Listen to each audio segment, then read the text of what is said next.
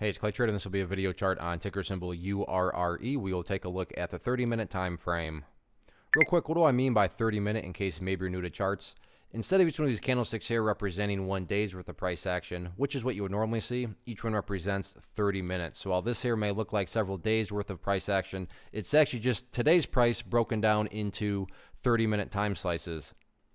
I've been doing this analysis on a routine basis. Did it yesterday, so that's where these red and green lines are coming from. And I don't mean to state the obvious, but I am anyways.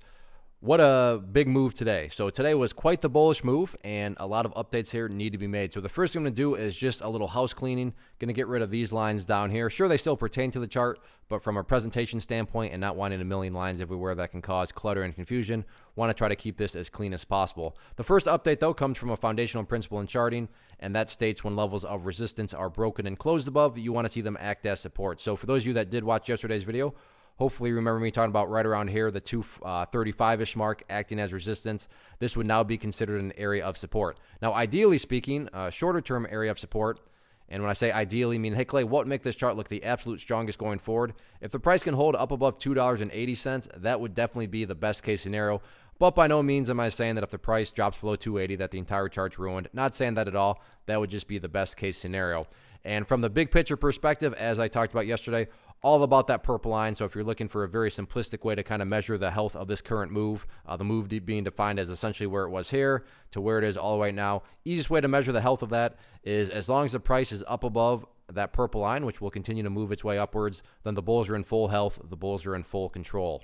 Now, what about levels of resistance? Where are some of these next potential battlegrounds at if this upwards move is going to get continuation? Now, there's two key levels. The first one is what I like to call the fun one.